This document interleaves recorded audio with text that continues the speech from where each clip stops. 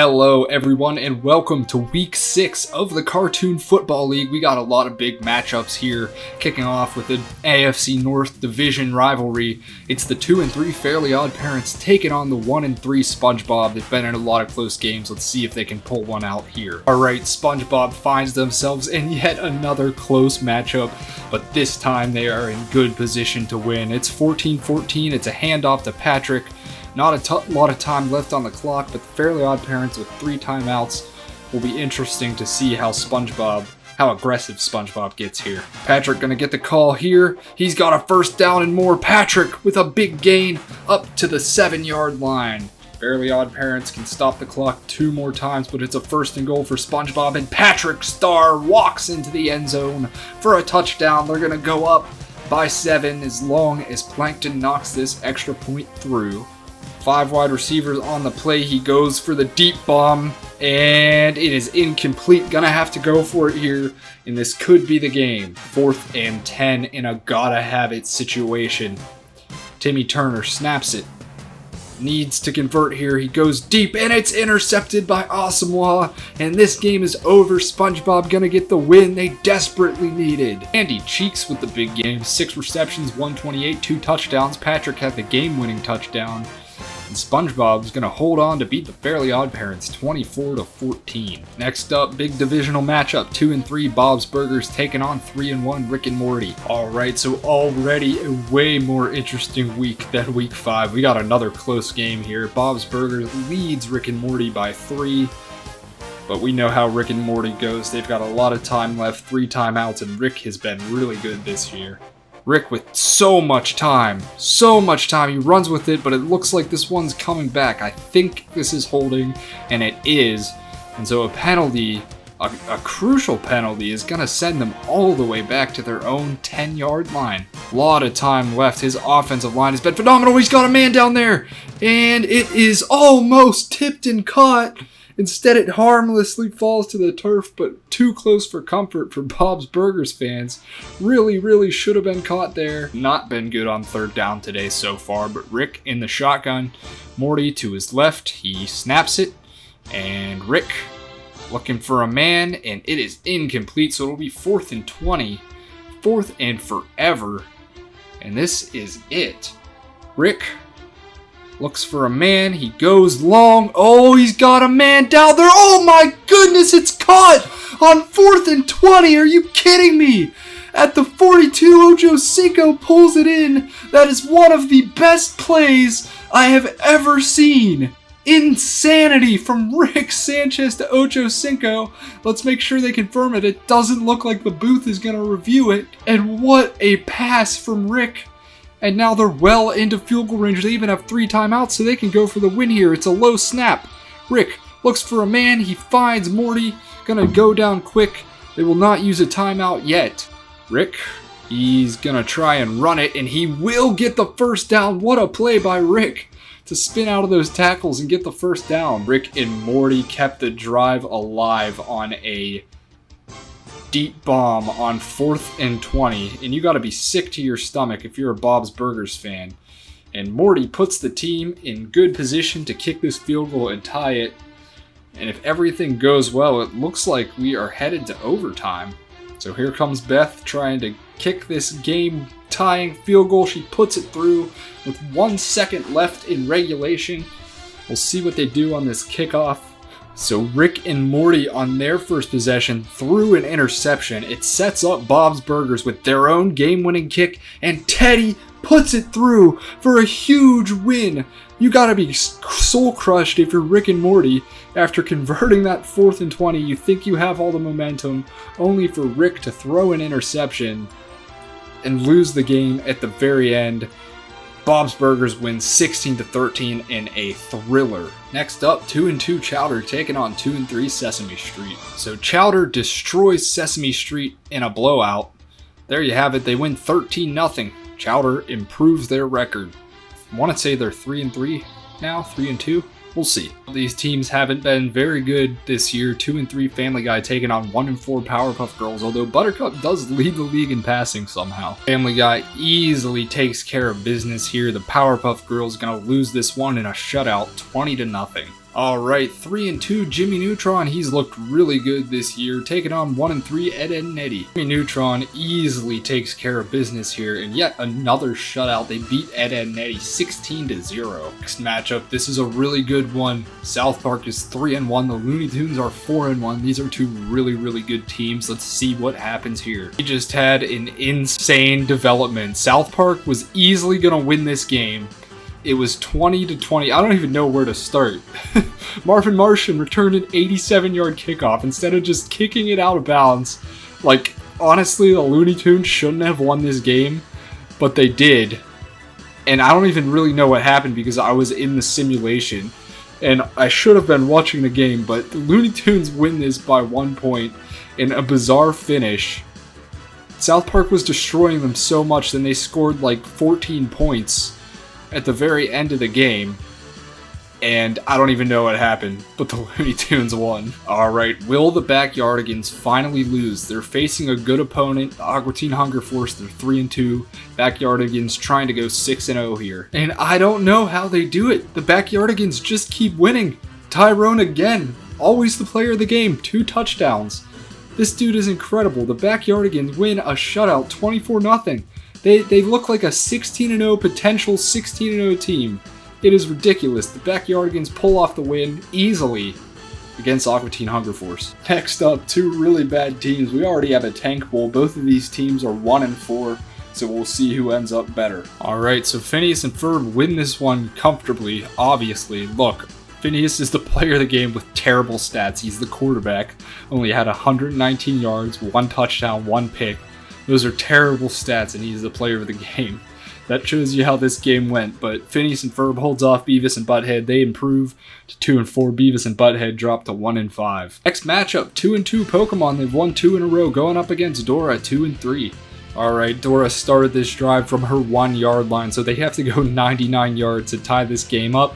Pokemon leads by 7, so a good matchup here. They got a 16-yard completion to Hines Ward just before this, and Dora finds Hines Ward again, having a big gain across the middle up to the 48. And Dora on a mission to lead a comeback drive. Boots to her right, she snaps it quick and finds another man. It's Map. And Dora getting the balls out quickly. She looks efficient and poised on this drive. 35 more yards to go after starting at their own 1-yard line. Dora finds a man again. It's Hines Ward again. And Hines Ward is pushed out of bounds at the 14. This is just a phenomenal drive by Dora. She's making decisions quick, efficiently. Looks like a leader, knows exactly what she's doing out there. And now only 14 yards to go, and you got to be concerned that you're giving Ash the ball back with too much time. So we'll see what they elect to do here. Dora throws, it's caught by Diego, and Dora's gonna tie this game up. What a drive by Dora. She started at her own 1-yard line, accounted for every single one of those yards on that drive, and just looked absolutely phenomenal. This is one of the best drives we have seen from a CPU quarterback in the Cartoon Football League yet. Ash is in shotgun. They are absolutely going for the win here. He looks around and is sacked. A big sack by Dora, and Pokemon immediately takes their first time out. That play just took way too long to develop, so Dora with all the momentum now, and it looks like Pokemon might try and run the ball. They do, and it's Pikachu. And if Pikachu would have cut outside, he would have had a big gain, so Pokemon takes another timeout. We'll see if they get more aggressive here on 3rd down. Dora, after leading a game-tying drive, she has a chance to drive down and win it now, as Map handles this one and has great field position up to the 38. 25 seconds to go. Dora is absolutely going to try for the win here and snaps it. And it's a corner blitz. She goes for it all and just overthrows to get into field goal range. Dora, with one last chance, fires deep. Oh, she finds Swiper, and Swiper is down at the 5. And Dora with an insane comeback. We still got to see the field goal, but it looks good from here. They used their second timeout, and here comes Backpack after Pokemon takes their timeout. their final timeout to try to ice him. Backpack for the win after 2 insane drives by Dora. The kick is up and good with 1 second to spare. It is a squib, and it goes through the hands. Squirtle picks it up, and Squirtle's taken down. What an insane game by Dora. She was just phenomenal in this game. For some reason, she doesn't get player of the game. She really should have. Alright, next up, an extremely heavy hitter matchup. 4-1 Futurama versus 4-1 Hey Arnold. 2 of the best teams in the league. Let's see who comes away with this one. So Futurama holds on. Bender with a huge game. Futurama gonna improve to 5-1. They beat Hey Arnold. Is Hey Arnold frauds? We'll find out soon enough, but Futurama takes this one 24-10. Next up, Simpsons have been one of the best teams. They're 4-1, taking on 2-3 regular show. Alright, very close game here with 2 minutes to go. Homer's going to try to lead a comeback. It's 6-3, only down by 3 points as Bart gets the call, and he's got room, and Bart has a first down, so a good start to the drive here for the Simpsons. Simpsons were one of a few undefeated teams left a couple weeks ago. They dropped one, but looking to improve to 5-1 here. Homer's in shotgun now, gotta be aggressive. And Homer's looking for a man. He finds Bart. That was a risky throw. He's got it though. Gain of 6. Simpsons have been awful on 3rd down today, but a 3rd and 4, and they've got to have it here. Homer looks for a man open. He's got Bart. He's been very good on this drive, and they get a first down up to the 45. A lot of time to go now. They can go for the win. Homer snaps it. It's a high snap. He looks around, doesn't see anything he likes, and it falls incomplete. Another risky decision by Homer. 3rd and 4 at the regular show's 48. Bart behind Homer in the backfield. Homer scans, looks around, he goes deep. There's a man down there in single coverage. It's Lisa, and it's incomplete. And it's 4th down, and this could be the game. 4th and short. Simpsons need to convert here. Homer is in the shotgun. It's a blitz. They bring pressure, but Marge got it. Up to the 42. A big play by Marge. And the Simpsons will continue to run hurry up, trying to win this thing. Homer in shotgun. He snaps it. They blitz, but he's got Anquan Bolden. And Anquan Bolden is down to the 7. And the Simpsons in great position now to try and win this thing. Homer over 200 yards passing on the day now. He's in shotgun. He snaps it. Regular show brings a blitz, and Homer is sacked. Now from the 12, Homer snaps it again. Good coverage on the play. Marge has got this one. She's down at the 3. And now this play is the biggest of the game. 3rd down. Can the Simpsons score a touchdown? Otherwise, we may be headed to overtime again. Homer looks around, he finds it looked like Anquan Bolden, but it's incomplete. And so, after an amazing drive, they're just going to end up with 3 points. Is up and perfect. We're going to overtime. Bart just scored a walk-off touchdown, and the Simpsons win 12-6. What an insane finish. So the Simpsons, after all the drama, are going to get the win anyway. They knock off the regular show 12-6 and prove the 5-1. Simpsons look great in this league.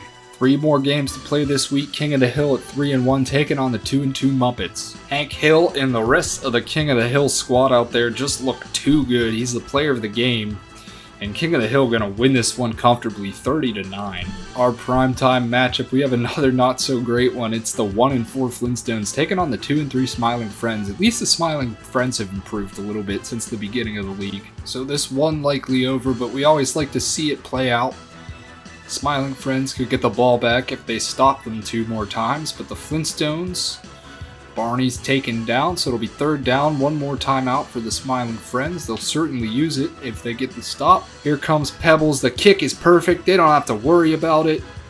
We will watch the Smiling Friends just to see what they do. We're only down 6, so they have a chance. We will watch this potential final play as Pim snaps it. Flintstones playing prevent defense. A lot of people down there again, and once again falls incomplete. Flintstone's going to hold on to win this one 20-14.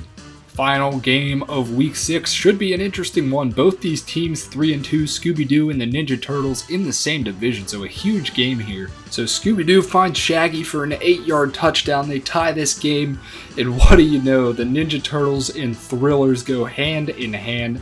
They've been in some crazy games, and they're going to have another crazy finish here.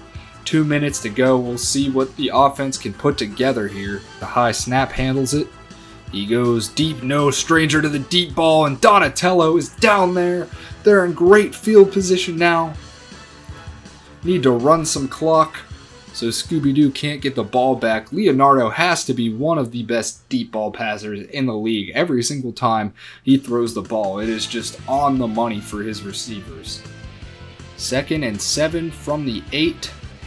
Raphael in the backfield. Once again, it is Raphael. And he is going to be a couple yards short of the first down. So Scooby-Doo has one timeout left. Or the Ninja Turtles took a timeout. Well, that's interesting.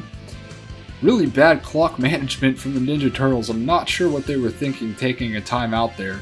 Because whatever they do now, Scooby-Doo is going to get the ball at some point. So whoever their coach is should be on the hot seat after a timeout like that. But we'll see what they dial up now on 3rd down. They're 2 for 7 on 3rd down today. It looks like they're in another run formation as Leonardo hands it to Raphael, and he is in for the touchdown. Ninja Turtles lead a touchdown drive. Scooby-Doo will get to keep their last time out, but it looks bleak for them. Scooby-Doo on 2nd and 2 from the 27. It's a blitz. It is picked up and intercepted by Charles Woodson. This game is over. The Ninja Turtles with a huge win at home over Scooby-Doo, and they improve in the division. As always, let's take a look at our standings. I feel like a lot switched up after that week. There were a lot of great games, a lot of crazy finishes. So we always start at the AFC North with Jimmy Neutron in the lead, 4-2. SpongeBob had a big win over the Fairly Odd Parents, so they're in 2nd at 2-3. And then Fairly Odd Parents and the Airbenders at the bottom of the division. In the AFC South, the Looney Tunes lead after a crazy win. I forget who they played against. I think it was South Park. Crazy win over South Park. They're 5-1. Ninja Turtles right behind them at 4-2. That is going to be an amazing game when they play each other. Scooby-Doo at 3-3 and the Flintstones at 2-4. In the AFC East, Chowder and Foster's Home tied at 3-2. Behind them is the regular show at 2-4, and Ed and Nettie have lost 3 in a row. They're at 1-4. In the AFC West, Futurama and The Simpsons, both 5-1. 2 5-1 teams in the same division is ludicrous. South Park should really be 4-1 as well, but they had that fluky loss against the Looney Tunes, and then Family Guy at 3-3. So this is a really good division. Every team 500 or better. In the NFC, the Backyardigans just absolutely unbeatable so far at 6-0. Dora and the Muppets behind them. And then Sesame Street at the bottom at 2-4 after starting 2-0. In the NFC South, Bojack, Rick and Morty, and Bob's Burgers all tied at 3-2. Bob's Burgers at 3-3, but we'll just say they're tied. And then Phineas and Ferb behind them at 2-4. So Phineas and Ferb, despite a really rocky start, this division is absolutely still open for anyone. And then the NFC East, King of the Hill well ahead of everybody at 4-1. Aqua Teen Hunger Force at 3-3. Smiling Friends at 2-4. Beavis and Butthead look like one of the worst teams in the league at 1-5. And finally, the NFC West, Hey Arnold looks really good. They had a loss, but they're 4-2. Pokemon 2-3. And then these two teams, the Rugrats and the Powerpuff Girls, also 2 of the worst teams in the league. Let's see how our stat leaders panned out. Ash Ketchum's still in the lead in passer rating with Hank Hill right behind them.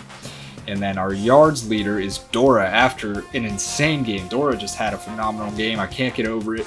She looked great this week. And Jimmy Neutron still the passing touchdown leader with 11. We have a new interception leader as well. Timmy Turner had a terrible game with 3 picks. He's at 11 picks and far away the interception leader in the league. Our rushing leader continues to be Tyrone. He is unstoppable. And he has also overtaken Porky Pig and Panini as the leading touchdown rusher. Leading receiver is Austin with 28 catches. And Sandy Cheeks had a huge game, and so now she is the receiving yards leader at 404. And we still don't have a clear touchdown leader. Every receiver tied at 3 touchdowns. Thank you guys so much for watching Week 6 of the Cartoon Football League. I think this is one of the best weeks we've had so far. These games are going to get crazier and crazier as we get closer to the playoffs. Tune in next Saturday for Week 7 action. Thanks again, guys. We'll see you in Week 7.